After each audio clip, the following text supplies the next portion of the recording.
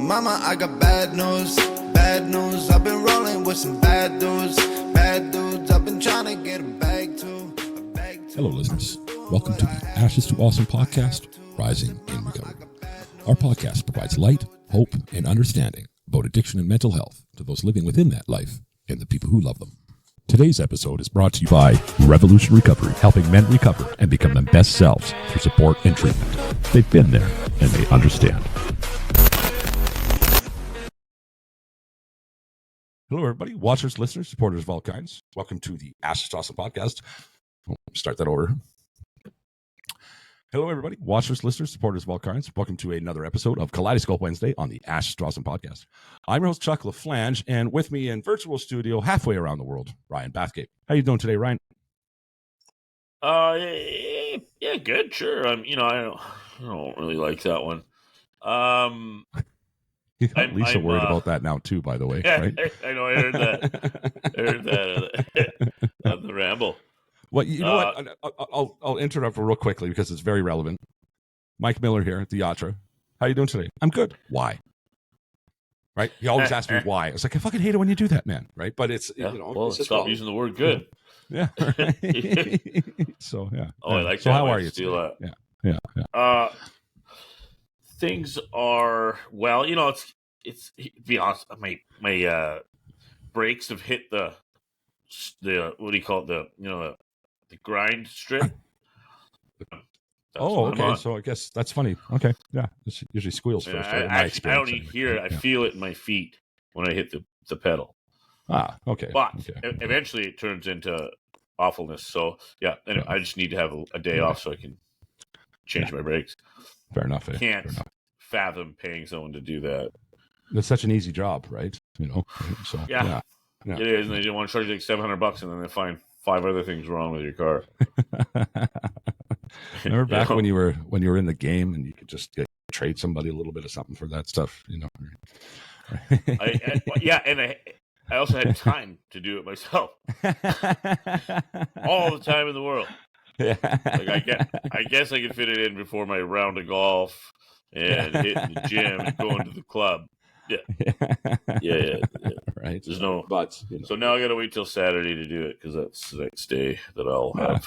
I'm sure you should have some rotors left still by then. So. And if I don't, we'll see how long they last. Life's an adventure. Jesus. Anyway. Life's great, man. I mean, to be honest, I've consistently had worse days in my life. Every day is an alright day, even in my. And then there's no such thing as a bad day anymore with the right lens. Yeah, right. I go back to the old saying from a friend of mine used to always say, "You don't learn shit on your good days." And there is that. Yeah. So. Right. Even when I do have a challenging day, I mean, work is picked up with some portfolio shifting, especially around this time of year is a big fundraising season for us. So, of course, but it's been fun, and it's also given a lot of staff the opportunity to shine, which is exactly what's happening. So it's always nice to see people that I work closely with be recognized for their skills. So that's awesome. That's cool. That's awesome. Yeah. You? I'm in Thailand, man. I'm in Thailand at the Yatra Treatment Center. I'm great. That's what I am. Every day is great. Right? Why? You know what? Touche. You know what, man? Like this morning, I know we got to record early, because it's early here. I know it's late there. I'm up at like 6. I'm in the pool. I'm like doing my laps. I'm stretching out. I'm pretty close to ninja status now. I'm just saying, right? Pretty much. I'm getting super flexible. I'm kind of embracing yoga, where I was really frustrated by the yoga thing for a minute, and then and I kind of stepped back from it.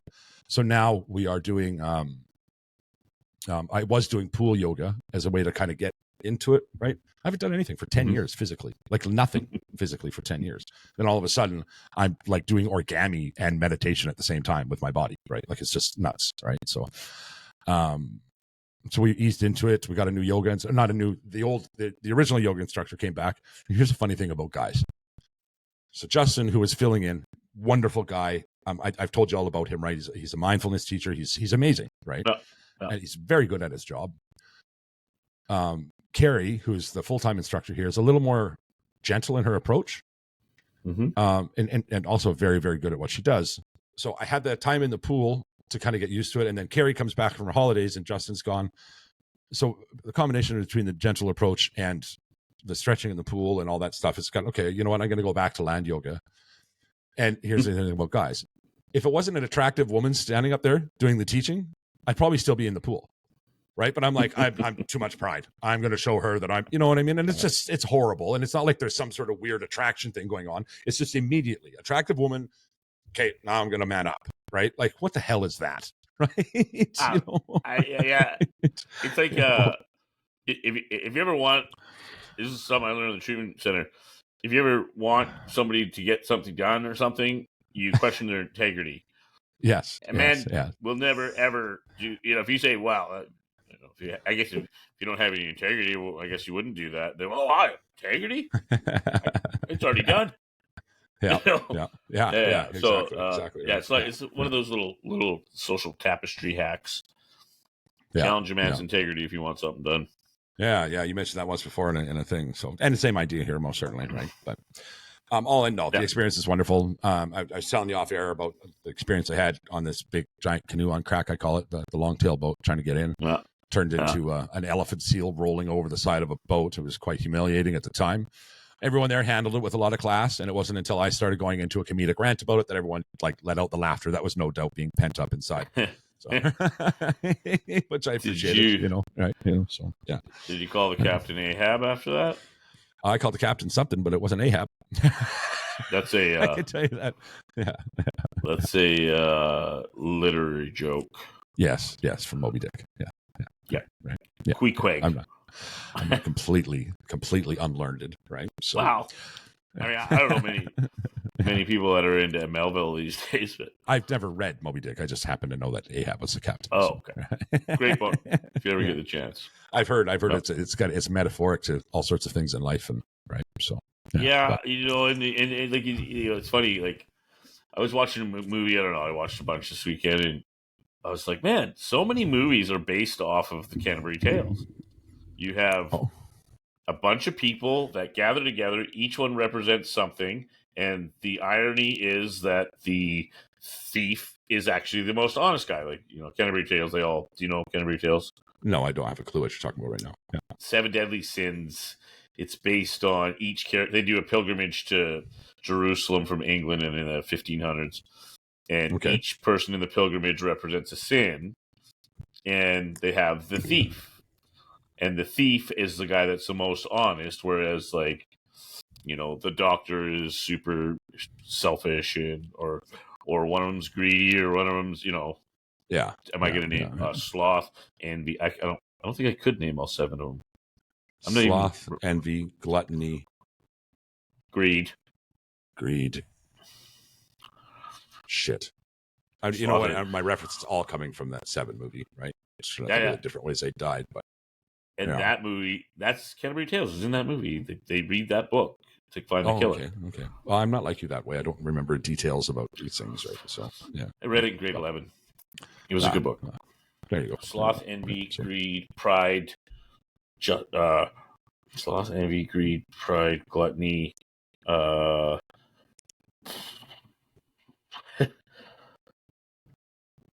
Envy is the one where he finds the head. Yeah. The very end, right? Yeah. There's the lawyer. There's the guy that he eats to death. What about the guy that he keeps alive enough to still decomposes? Remember that guy? I do remember that quite vividly, and I can't remember what sin that was. Yeah. Okay, here we go. It's 2023, and in 2023, we have the Google machine. Yes, we do. End of the bar room argument. That's what Google was. End of the bar room argument. Yeah. Remember back in the day when you'd have to wake up a buddy at 3:00 in the morning to decide who got the most points in 2018, right? So we're going to call Ryan. We're going to call Ryan. Whatever Ryan says, that's going to be the answer. So we can stop arguing about this. And then you would say something different, and then we'd have to go to the parking lot and fight it out, and then buy each other a beer, and then some bike racks. Yeah. There's a whole generation of people that just don't get that now, right? Okay, you ready for this? Mm-hmm. Listeners, I know you've been waiting at the edge of your seat. Yes. Lust, bated gluttony, greed, sloth, wrath, and wrath. Oh, and wrath pride. And pride. You and said pride, pride of course. Yeah. Pride is one that I've always struggled with because being proud of something is like it, but again, according to Canterbury Tales, it's a sin, actually, according to the Bible, but I don't know anything about that. Yeah. So, and then I used to have this guy who I would argue with all the time. He's like, well, if you replace I'm proud of with I'm grateful for, it becomes a completely different thing, yet you're saying the same thing. Yeah. And so I was like, yeah, okay, that makes sense. That's funny that you say that right now. Because I made a one of the best ways to reduce stigma is with education. If you still have questions that we haven't answered on today's show, you can learn more about Together We Can's education group at twcrecoverylife.org. Hi everybody, this is Carl with today's public service announcement about naloxone, or, as it's more commonly known, Narcan, a medication that can help save the life of somebody experiencing an opioid overdose.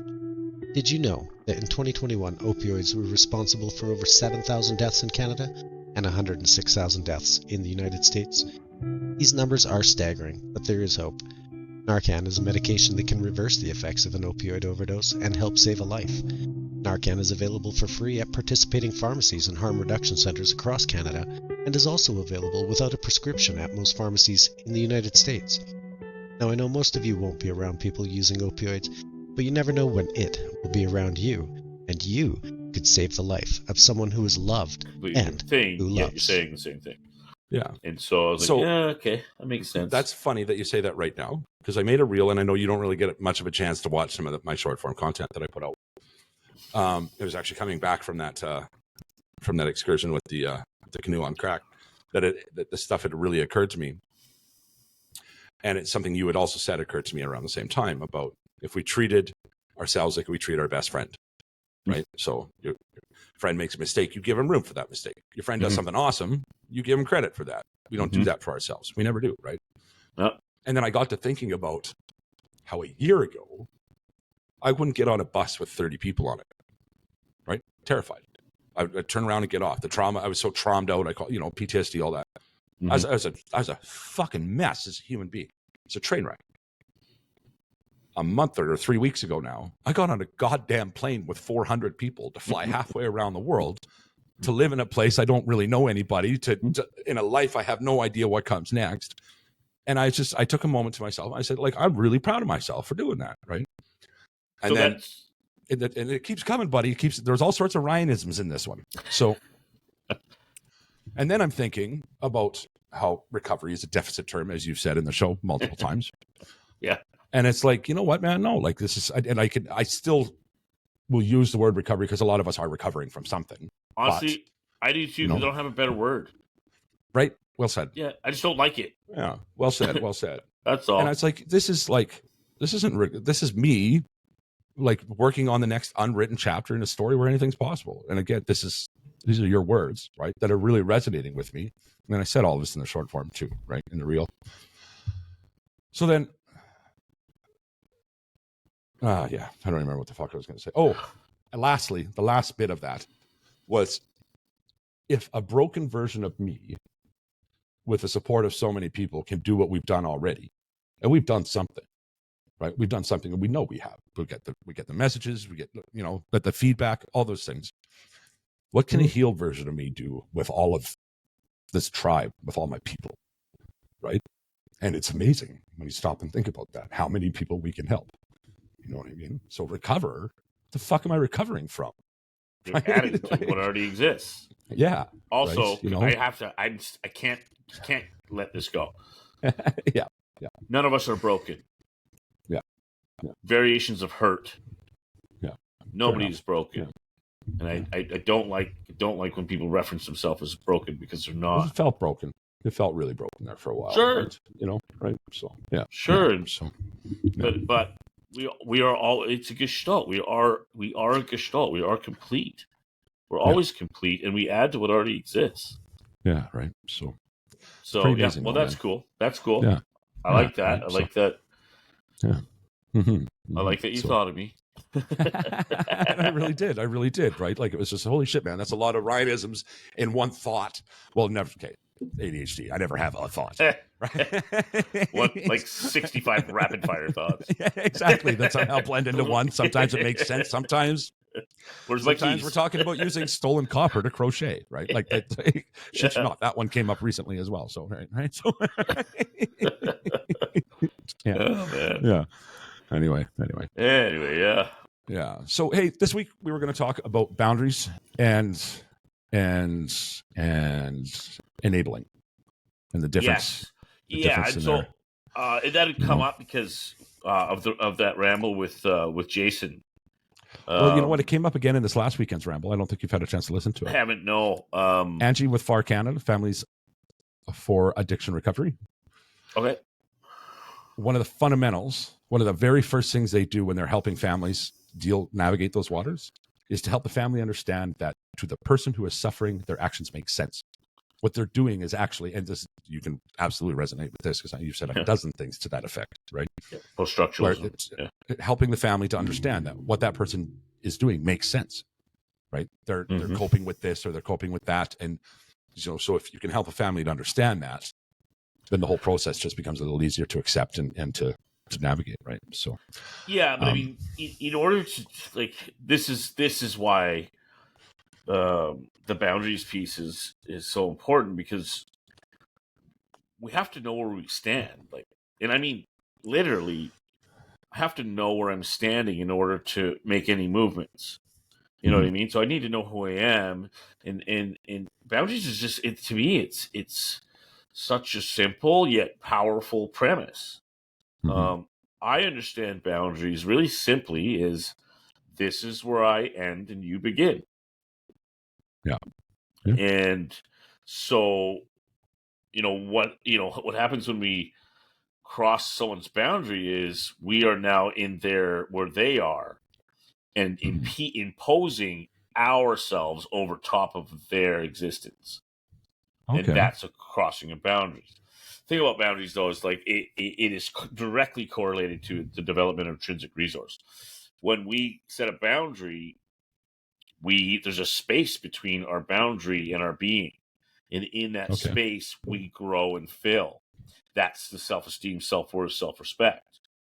And so a boundary is really a statement of existence. Okay. Yep. People with poor boundaries, they negotiate self-worth. That's what happens when we start muddying the lines, is we start negotiating our intrinsic resources.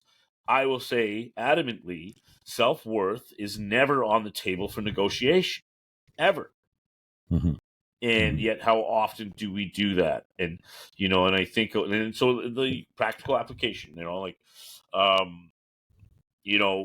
if you don't do this, I'm never going to speak to you again. I'm going to kick you out of the house. Whatever. If you do this, you know what I mean. We do these things where we paint ourselves into a corner, and I always say, no, big mistake. Like putting a definite on something is awful, because all you're doing is, I mean, invariably, whoever it is that's in the throes of addiction tendencies, can say all the things they want, but it's limbic and nervous system.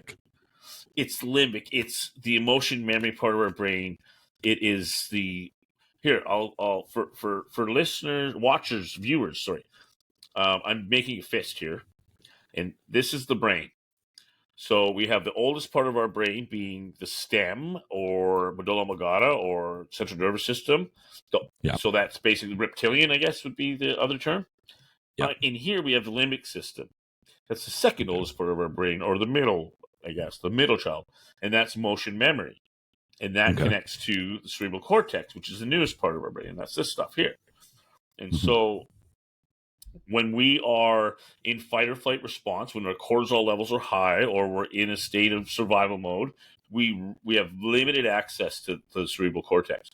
Cerebral cortex is where we have rational decisions, we have reason, our identity, our personality, our flair, all exists in that. So when we're lost in addiction, we're essentially working out of limbic and central or reptilian. part of our brain. That's why, you know, when people find, you know, a healing process with that, they start to feel alive again. Well, that's what that is. They start to feel themselves. You start to see the personality coming out, that glimmer in their eye. You know, that glimmer in their eye is access to the parts of their brain they need to have identity, which is, you know, creative and all that right hemisphere stuff. And so, so they're not, people aren't looking to to stomp on your boundaries. That's not what people that are, you know, family members are trying to do. And they're even trying to hurt you. The fact that you're hurt, it even works against the process, because now shame settles in, and I'm not enough and I don't deserve comes in, right? And so now, and then that just reinforces the need to cope, which puts us back in a state of fight or flight, and then we're back into the throes, and it's going to happen all over again. So I say, like, for me, it's never a good idea to make definites. Now there is Seeking a path to heal from trauma? Discover Yatra Center in Phuket, Thailand. Yatra specializes in EMDR, eye movement desensitization and reprocessing, a groundbreaking therapy transforming lives globally. Why choose Yatra? Nestled in the tranquility of Phuket, Thailand, Yatra offers both online outpatient services and immersive residential programs. Their expert therapists ensure that traumatic memories are processed, becoming less intense and more manageable. Research-backed and globally recognized, Yatra's EMDR approach doesn't just ease the pain, it targets the very core, facilitating deep healing. Whether you're at home or at their serene center, Yatra paves your way from trauma to tranquility. Don't let the past overshadow your present. Choose Yatra, transform pain into strength, and step into a brighter future. Visit yatracenter.com and embark on your healing journey.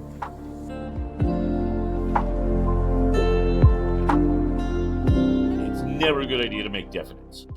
Now, there is, having said that, I believe it's important to know when to love from afar. I think that, and that's what boundaries are about. It's that I don't love you any less. It's just that I'm out of capacity. I don't have any more room left, and I need space from this madness. And you know, and that is an acceptable 100%. thing. You have every right to you know protect what I mean? you and yours, right? Right. Every right, right? On any level, psychologically, mentally, and you know, all of that stuff, emotionally, you know. So what happens though when you set a boundary that is it's like you set a boundary that pushes the person against the wall.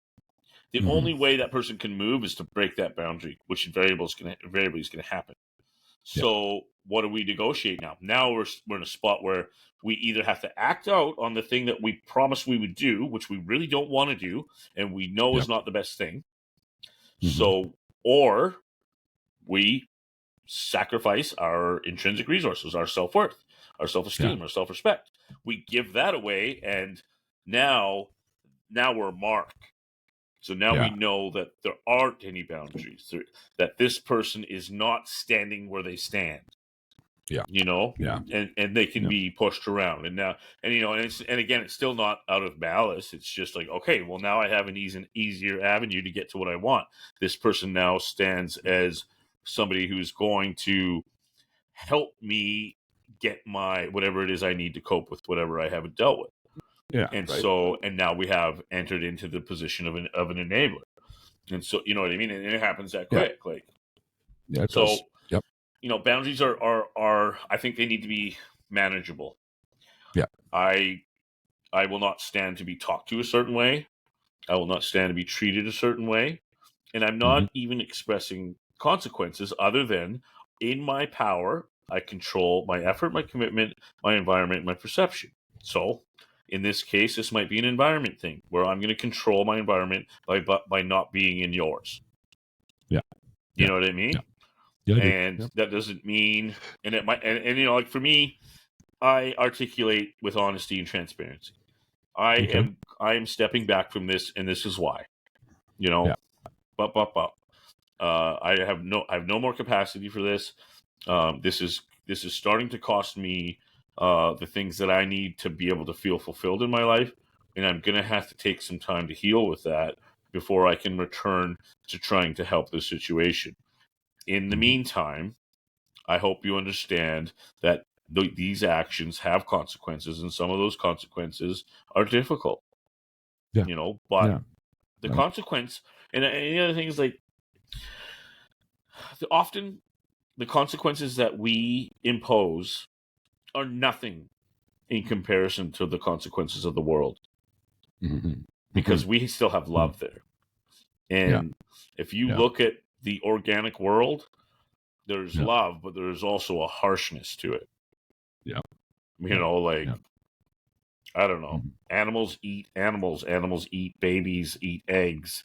You know, like there's some really harsh things out in the world. So like, it's kind of like the hard part is like now I'm exposing my loved one to the cold, harsh reality of the world without me there, and that's a difficult place to be.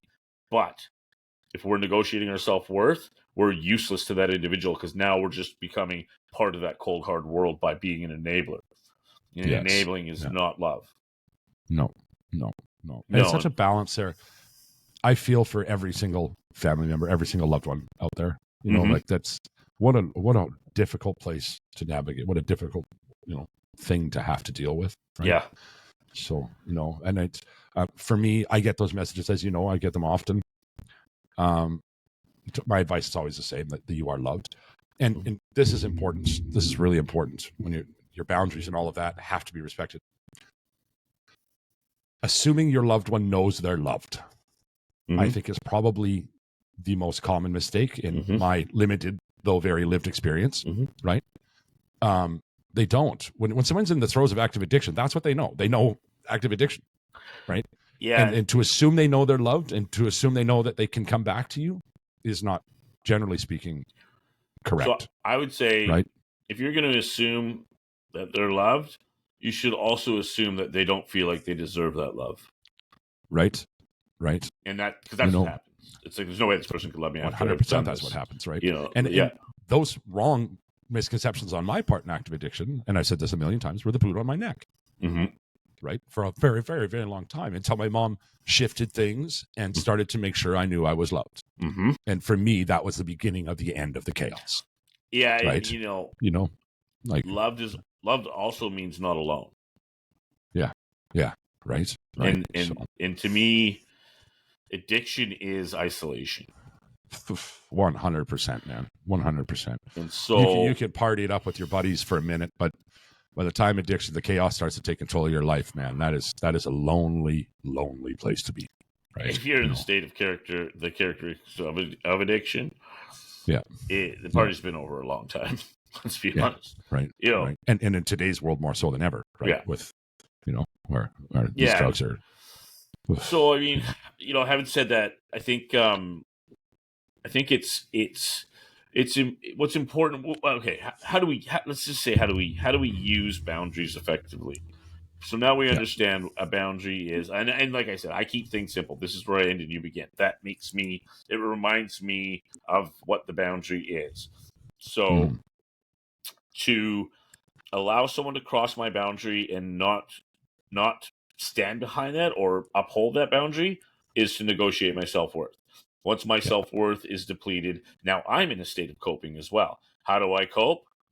This is where that other side comes in, and we see the enabling tendencies come in. So it turns into a codependency. So it turns into a black or white thing, which is you're either you become an enabler or it's a complete shutout.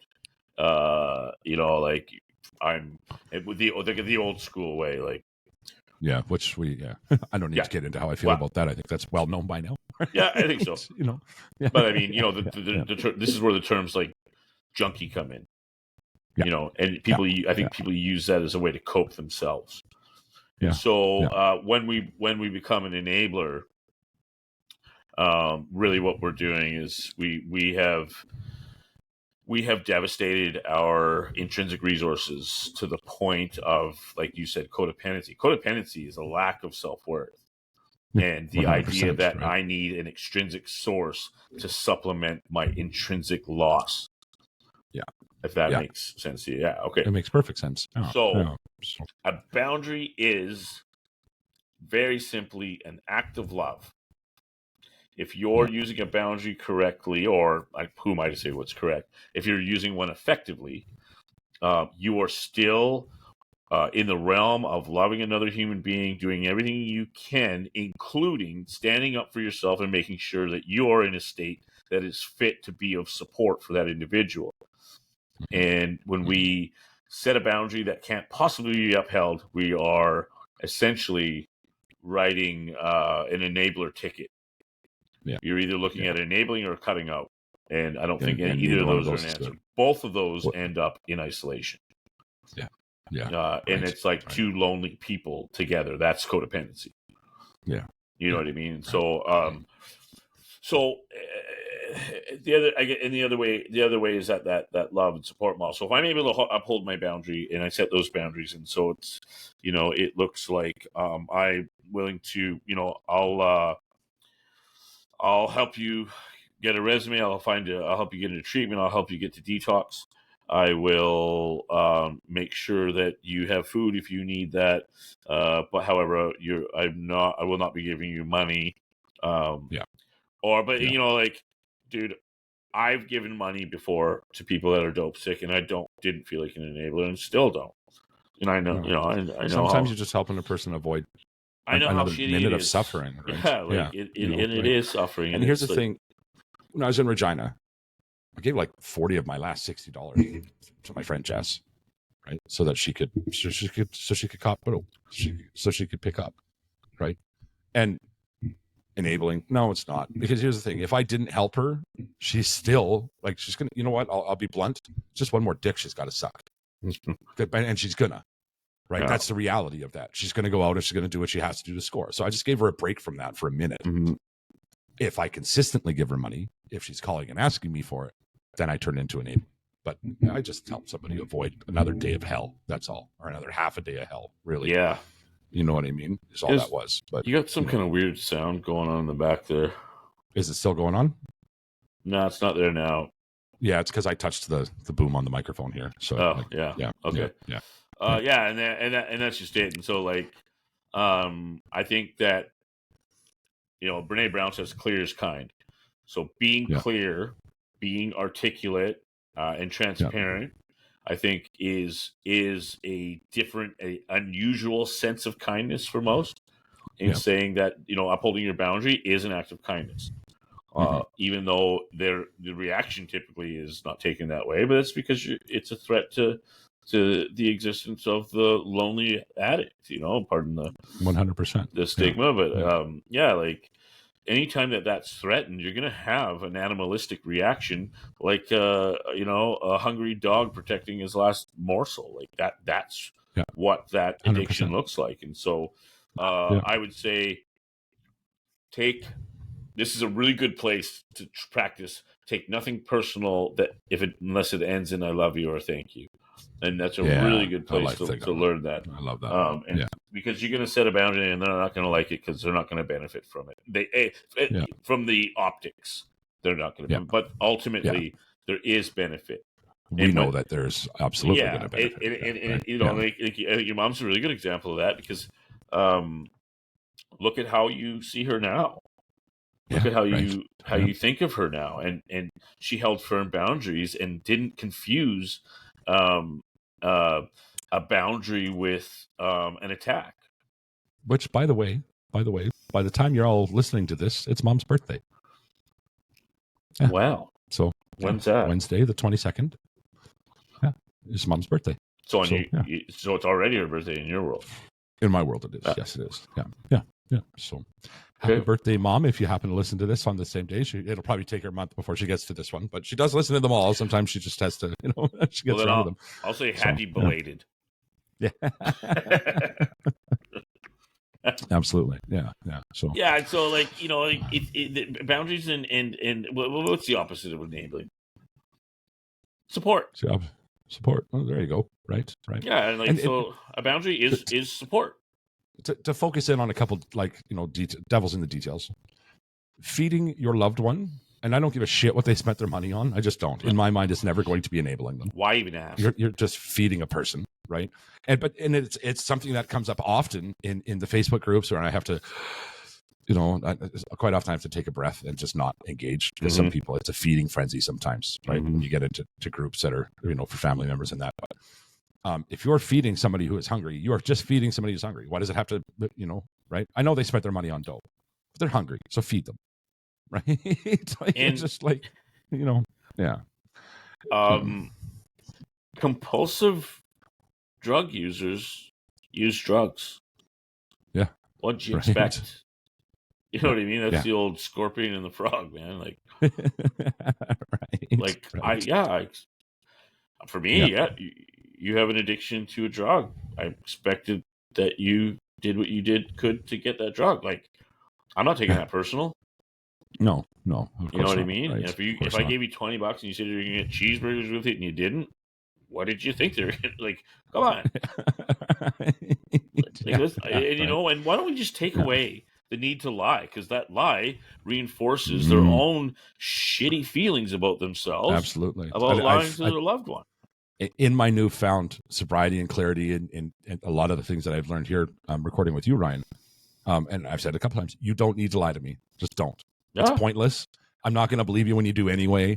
I'm not going to judge you when you tell me the truth. So just don't. What's the fuck? Like, just don't. Furthermore, right? expect a magic to happen when you stop lying. Yeah. Because something transforms. There's a paradigm shift when we realize that we don't have to anymore. When Absolutely. And that is literally fighting the stigma. Yeah. And so creating a transparency, I think, is so important. It was like, we had a treatment center and we introduced a women's program. It used to be all men's, and it was like, oh, what are we gonna do? They're gonna start sleeping with each other. Like, yeah, pretty much everywhere in the world you put men and women together, that's gonna happen. And so my thing was like, why don't we take away the need to lie and impose a trajectory of learning how to have healthy relationships? Okay. Why don't we take it as an opportunity to teach something instead of creating a reason for them to be dishonest? Yeah. Like, I just don't understand. And so, like, when it comes to like the whole addiction thing, is like, what, like, let's get it all on the table. Yeah. Whether I like the answers or not is irrelevant. Whatever they're putting on the table in that honesty is the way I feel about it. What does that matter compared to the way I've been feeling about watching my loved one die slowly? And I always say, like, nothing is going to hurt me more than I've been hurt. So why do we keep thinking we're going to get hurt more? Why do we think that record is going to be broken every time? You know what? Conversation with somebody from back home. I say back home, from Regina. It makes me nuts when they don't answer the text messages, when they don't, everybody with a loved one in addiction knows that feeling. So when I left Regina, one of the last things I said to her is, you have to promise me to just answer. I'm not going to judge you. Yeah. I'm not nothing. I just want to know you're okay. I'm not going to try and push you in any direction. Just please answer the text so that I know you're okay. And what that's done for our relationship, and it's just a friend, right? Yeah. What that's done for our relationship since leaving has been phenomenal. Yeah, and there's a degree of honesty there. Now, okay, I know she's using, but I know she's alive, and that's a hell of a lot better than wondering about both. It goes deeper than that, Chuck. I mean, think about how who you are to her transforms.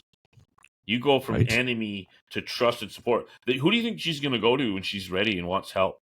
Damn straight. First call is going to be the person that she trusts and doesn't have to lie to her, doesn't feel judged. Yeah. You know what I mean? And that's why we set those boundaries, because we become a boundary is an access to the value of integrity. And once we become integral beings to somebody else and a safe place, they don't have to be alone anymore. Yeah. And once they don't feel alone anymore, they're going to want more from their life. Yep. Yeah. Right. You know what I mean? Right. And so, so with the boundary, I say, think about the boundary you're setting. Is it manageable? Is it realistic? And can it become an avenue to create a stronger relationship, i.e. transparency? Yeah. So I will not judge you, but I'm going to need you to be honest. That's a boundary. Yeah. And a realistic one. And I would even give room for that person to get used to it, because their entire life and the social tapestry and all of the programming and every fucking commercial we've ever seen has always told us how to live and how to be. And if you're not this way, then you're defective. And that is shame. 100% it is. I would think this boundary, I'm going to set this boundary. This boundary is very simple. I'm going to articulate clearly. I'm going to hold kindness in my heart while I do it, and I'm not going to take anything personal. Yep. You've now established a safe avenue for somebody when they're ready to confide in. Because how many times have people been ready with nowhere to go because their families have shut them out? They think I'm nothing but a liar. They think I'm nothing but an... You cannot use the words "you are loved" too often. You can't. No, you can't. Right? Right. There's no back to what I said in the beginning here. It's a very common thing for people to think that that person knows they're loved, and I hear it they know. Do they? Do they? And are you going to hurt anything by letting them know again today and again tomorrow? Right? You're not going to hurt a damn thing by telling them that. You cannot do it too much. Think about it. You're a smart guy, right? I like to think so. Okay, so do you feel like you have to prove that? Well, often. How does it feel though when somebody says that? Yeah, it's just great, right? Of course it is. It's nice to be validated. I know I'm a smart guy, but I need to hear it sometimes. Yeah. You know what I mean? Right. Yeah. Validation. I mean, we all need it. Right. Right. And when you're wondering if you're lovable, never mind loved, right? You need that validated. And I think so that's an interesting one because that becomes an emergence process that is really cool. With the day you look in the mirror and realize that you've achieved that, it's a big day in your life. Damn straight it is. Yeah. Damn straight. Yeah. Oh, got you with that one. It's something that just recently has been like, fuck, man. Right? It's like, yeah, I know. We're doing some stuff, and we're, it feels pretty great. It does. Well, look at you're carrying yourself, dude. You look healthy. You know what I mean? Like thank you. Yeah, it's all different. Yeah, right. And I've also noticed, and now you're going to prove my point here.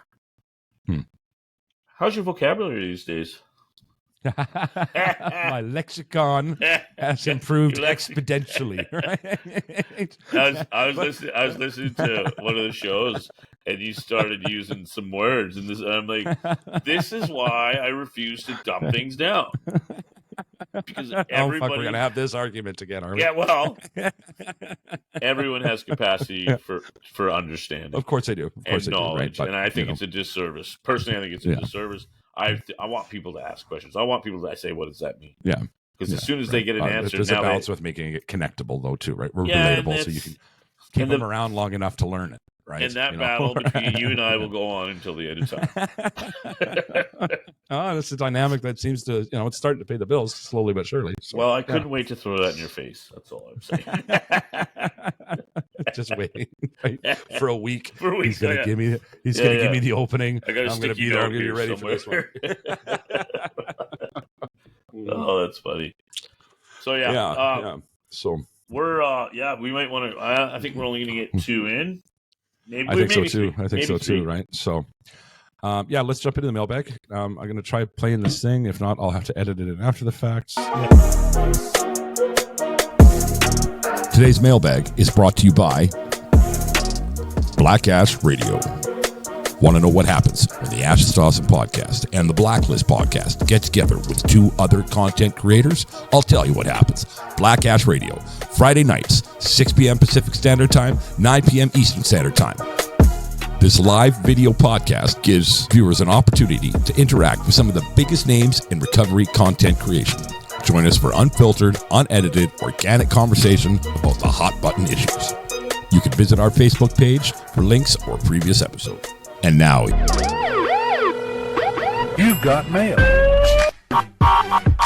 You've got mail. You've got mail. Anyway, sit in. So the Black Ash Radio, we have. You know what? I'm not even going to say. Tune into the Facebook. You're going to see who's coming up here once I put the ad together. But we've got a giant content creator, recovery content creator, coming on board for this Black Ash Radio on Friday night, 7 p.m. Very cool. 7 p.m. Eastern Standard Time or Pacific Standard Time. 9 p.m. Eastern Standard Time. So it's going to be epic. It's going to be awesome. No. By far the biggest person that I've worked with yet. You messed that up. Right? Oh, did I? 7 p.m. Pacific Standard Time. 10 p.m. 9 Eastern. p.m. Oh, there's 3 hours. Okay, 3 hours so yeah, from that's Pacific to Eastern. shit. Now I got to redo that commercial anyway. Okay, so anyway, you know what? It's because of living in Calgary for so long. I've 2 hours difference, right? Yeah. That's so mountain time, yeah, man. Right? Come on. Yeah. Pull it together. Pull it together, Horder. Pull it together. All right. Anyway, so yeah, that's coming up. So let's get into the mailbag here, and I got a couple good questions for you. It was one I was actually really excited to ask you. So yeah. Okay.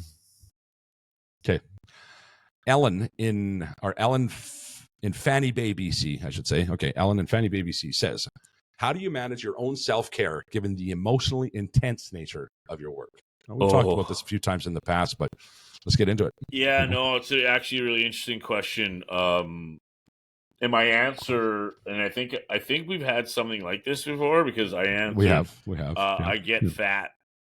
Is what I do. Okay, that's not how you've answered in the past. So let's hear that one. Unpack that one a little bit. Well, I'll tell you what. Like since I started to do like the deeper work, that was I don't know how many years. Probably in concert with like me getting old and like whatever. It was like 37, 38, and that's when I started. I went from like 160 to eventually I was up to 232 at one time.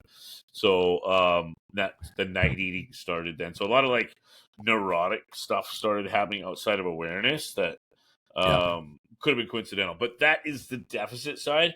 The asset side to that is like I love the power of oxygen. And, like I can't say it enough. Oxygen is what reduces cortisol in our blood so that we can access. Cortisol is the thing that comes along. It's a hormone, and it comes into our brain. It's a stress hormone. And when we're stressed or fight or flight response, it comes in and like shuts all these doors to our cerebral cortex, all these different parts of our brain that we need to use to be rational, logical, and all that stuff. And so oxygen is the thing that reduces cortisol. They don't hold the same space at the same time. Kind of like resentment and compassion don't hold the same space at the same time. You know what I mean? So, yeah. So I love the idea of breath. Then, I mean, I do different meditations. I also like the gym as a form of meditation. So I'll just go off like the standard stuff. Okay, sleep hygiene becomes essential. The 8-8-8 balance, which I've never been able to achieve in my life. That sounds made up. It is a bit of a pokeroo. Yeah, I think you have to find it by going through a wardrobe and traveling on a fucking furry dragon. But anyway, and I've heard some conflicting stuff about that anyway, right? Do you really need 8 hours of sleep? Right? No, do you really need 8 hours of sleep? Evolutionarily speaking, when would we have slept for 8 hours in a row before we were in cities and towns and villages? Right? Well, like it never would have happened. You'd been worried about a lion eating you, or you know what I mean, right? So and at one point in the timeline of man, the life expectancy was like 27 years old. So that might have something to do with it too, right? Plumbing actually has a lot to do with it. But anyways, honestly, I know it does. I totally make all the correlation like instantly, right? But massive jump in life expectancy since plumbing.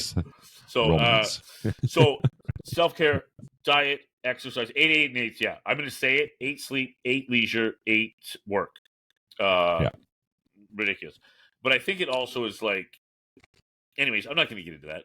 It's a good thing to look at if you want to like try to set some kind of structure to your day.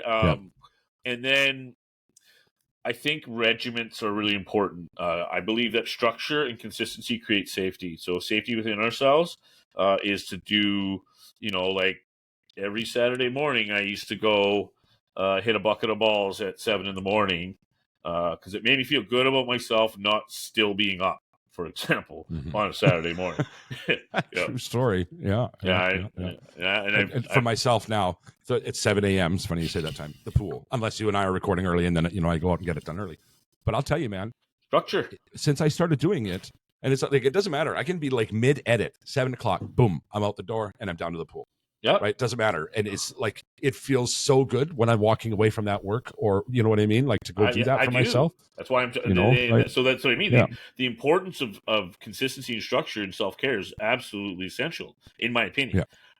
So, and then I think because it is an emotionally intense job that I have, it's important to spend time with my emotions as an ally, and to recognize my emotions as an ally and as a part of the comprehensive being that is me. And so, like, Yeah. and so, like, my emotions, it's important. Like, for me, I want to understand that they've all got a job to do. They all have value. There's no good and Yeah. bad emotions. They just are. And so, how do I be with them? How do I learn how to stay out of their way? Or how can I enhance their process? I mean, when I'm in a state of joy, I want to be with that. When I'm in a state of despair, I want to kind of be letting it do its job while I sit in the couch and watch a rom-com, let it go through. You know what I mean? Eating deep fried pickles. Yeah. So, and then, those are kind of the basics. But then I like to, I like to look at the world in different lenses. I like to do lens shifting as a practice. Okay. So the lens of beauty, the lens of joy, the lens of what's the word I'm looking for? Passion or fire, and like, and then with that, I want to go into, like, maybe I picked, for example, today I took a minute and I opened this book up and started reading it. I've read this book 600 million times in my life, but I can't get enough because it's a book that inspires me over and over and over. That's Viktor Frankl. So yeah, and then value. So a value assessment is a way of self-care. So returning myself to who I am, my identity, and then I look at. I want to be constantly looking at the things, because we all spend so much time thinking about how shitty we are at something, how we didn't do something good enough. Well, I balance that by trying to spend some time in achievement or successes or things that I've been happy with. Fair enough. Fair enough. Comprehensive answer for you there, Ellen. Yeah. Yes. All right. And thank you, Ellen, for that. That was a really great question. I think it's probably going to come up a few more times before we're done this whole thing that we're doing, but it's never not valid, right? Yeah. So, Blake in Kenosha, Wisconsin says, what advice would you give to someone who is considering pursuing a career in counseling or therapy? I'm really excited to hear you answer this one for some reason. Of all the great questions that come in, this was like really got my attention. So thank you, Blake, for that. What advice would I give?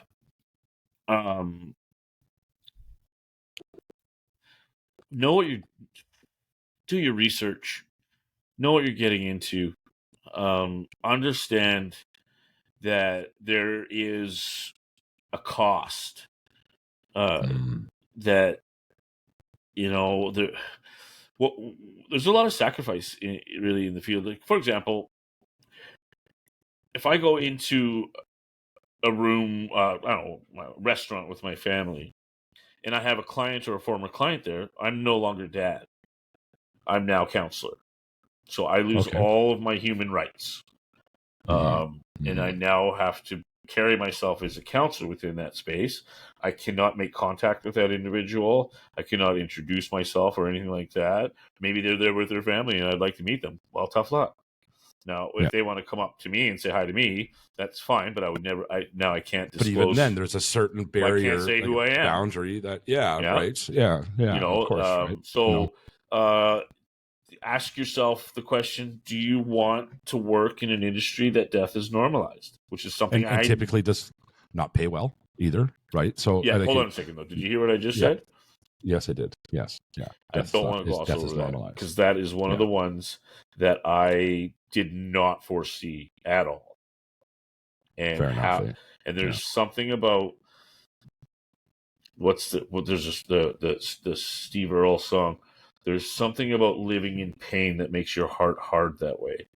And so you are constantly living with pain. Maybe it's not yours, but to be good, you got to go there. Yeah. You have to be with these individuals.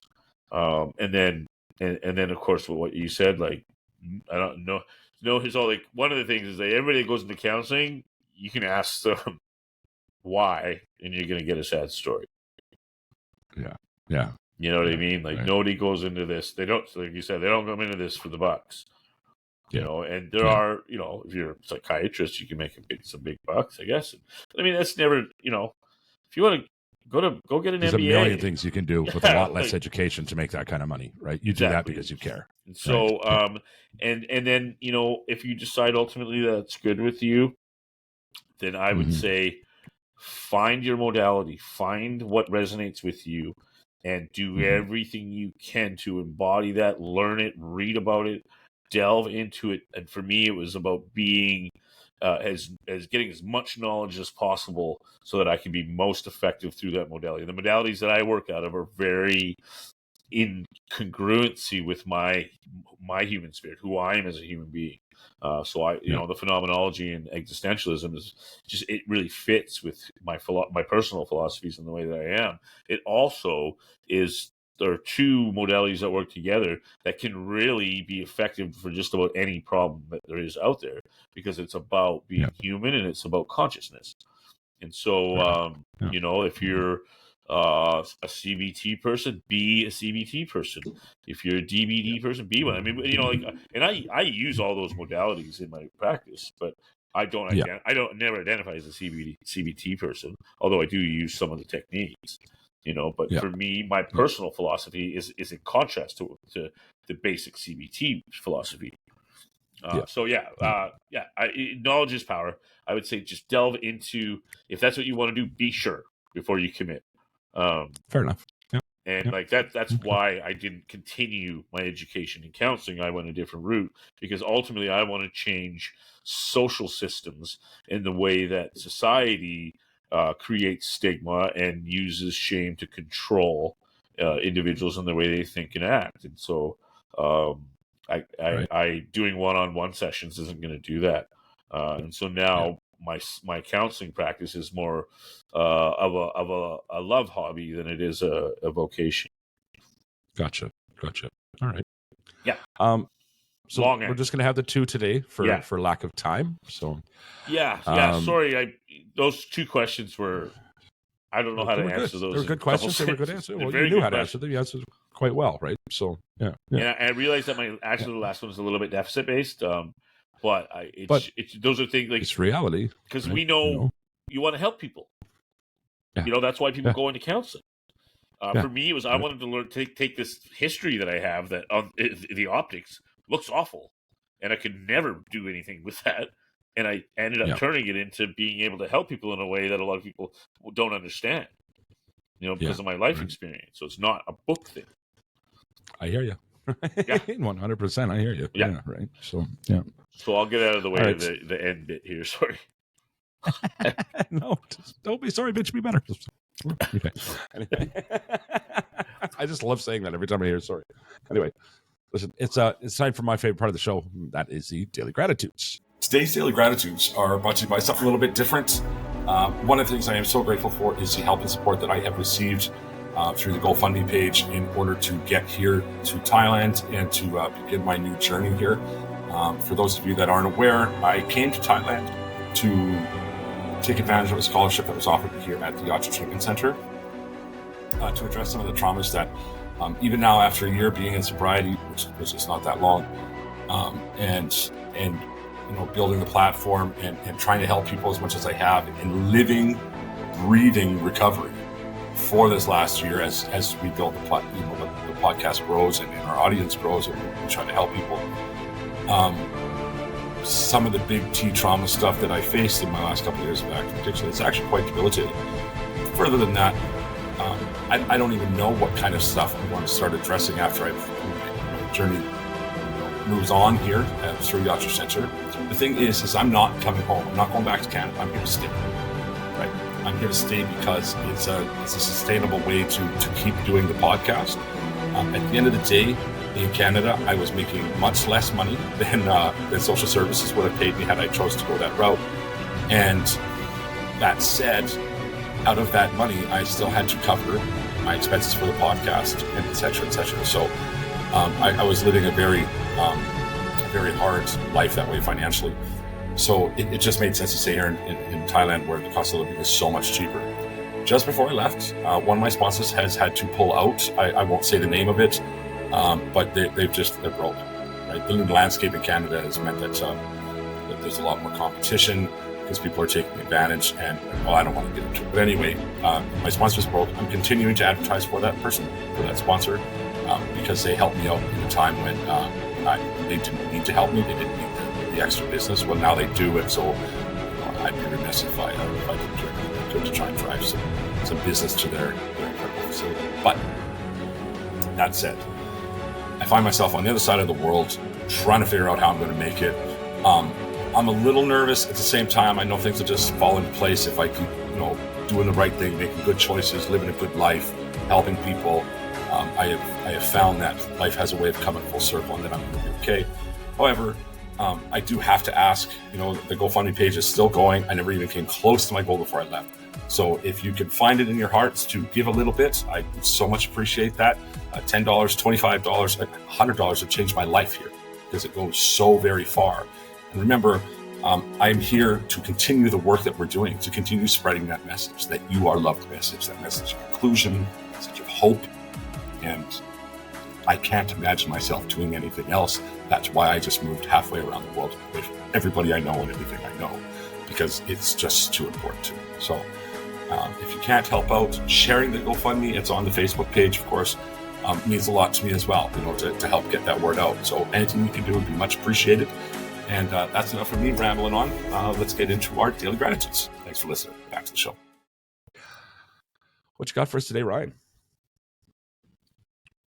Something pretty magical about family, closeness, and love. I'm grateful for people's ability to create safety to allow me to be me and feel okay in that. And that seems to happen. It doesn't happen a lot, but the people that do, and I speak to my family, because there's certainly there's nobody in this planet that I feel like that other than or compared to Marina and obviously the kids, but I do have some close friends that are in that realm, and it's just such a special thing to have people in your life that allow you the space to not have to put on a mask. Like it's amazing, actually. And, it is. And a breath of fresh air, because it's exhausting changing masks and having to create them and remember who's what did it. I personally, where I'm at, 45 years old, not many masks left, because I really don't give a shit, and I don't have the energy. Right. You know what I mean? Absolutely. Yeah. So I do. Yeah. And that's the only one I'm going to do today. It's a deeper one, or a long-winded one, but yeah, it is. For myself, and actually, if you're in the Facebook page and the new Facebook group, did you join the new Facebook group? I hope so. The Ashes to Awesome group? Me too. Yeah. I'll send you an invite if I haven't. Well, I know I did, but it's Rising from the Ashes. Ashes to Awesome, Rising from the Ashes. It's called. Right? Okay. It's an open group, so it's a public group, so anybody can join, post, whatever. Decided not to put a bunch of rules on it, and it'll stay that way until such time as so you have to. There's a need to change that. Yeah, right. It's like I won't micromanage you until you need micromanaging. right. Yeah. So I've started doing daily gratitudes inside there. Yeah. Right.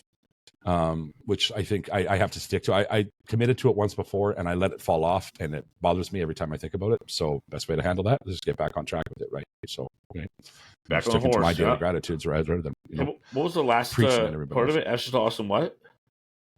Ashes to Awesome, Rising from the Ashes, right? So, and it's got that orange phoenix as a thing there.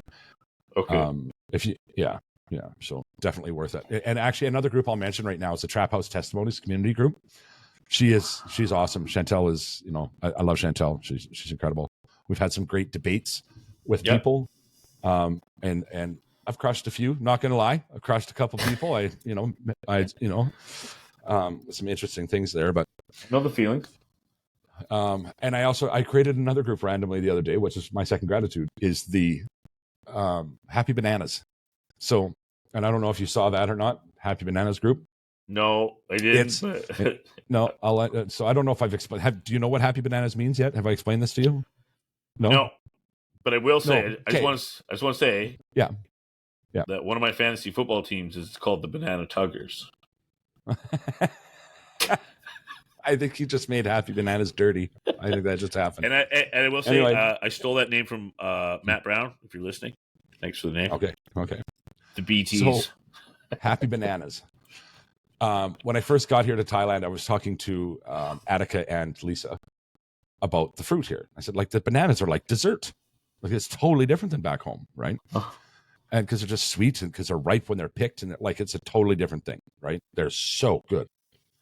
And Attica, who's from Indonesia, says, yeah, here the bananas are sad, meaning in Canada, they're sad bananas, Yes. inferring that here they're happy bananas. So now, usually at like 5:30, 6 o'clock in the morning, I'm creeping around this huge property where there's more statues. Like I still don't know where they all are. They keep popping out at me.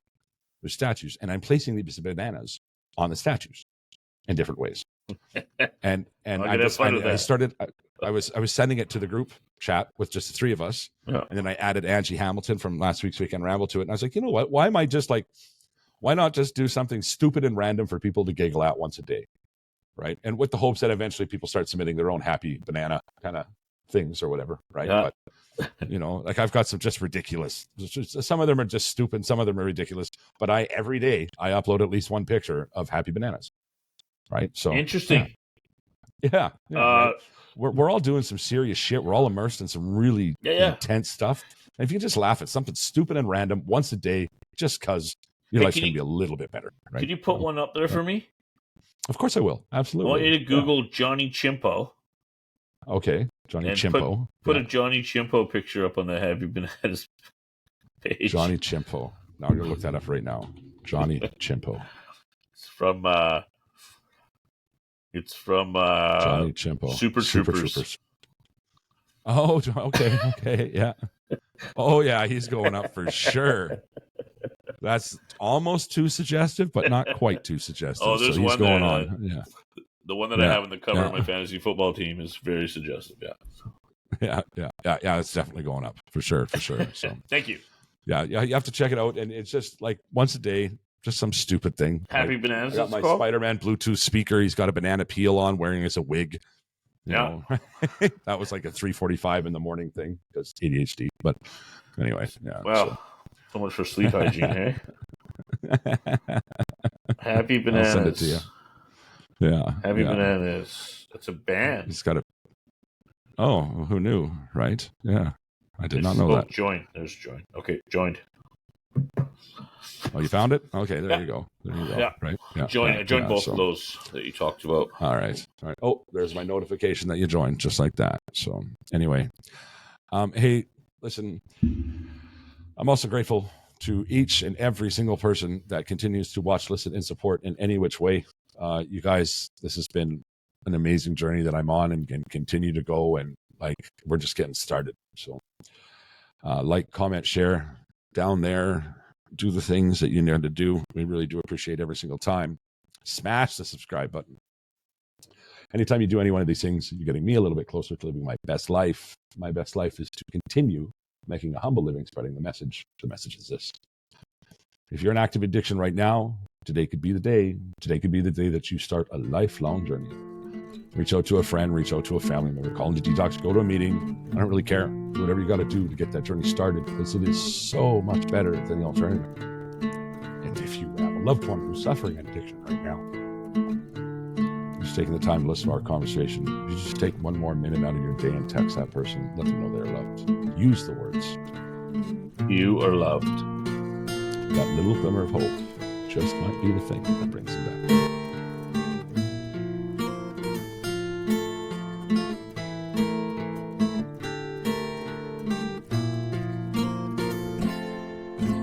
Body's getting cold, my life is running low.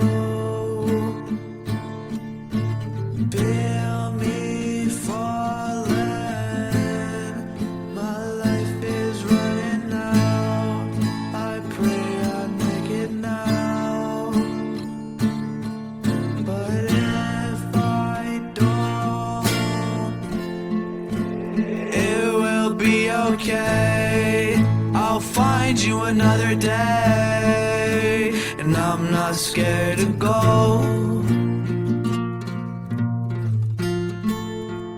It will be okay. okay. I'll find you another way, and I'm not scared to go, because when I die, I'll be happier in another life.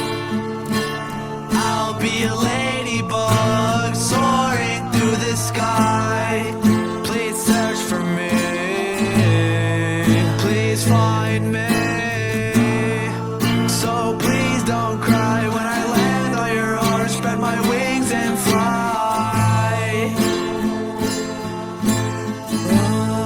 So please don't cry,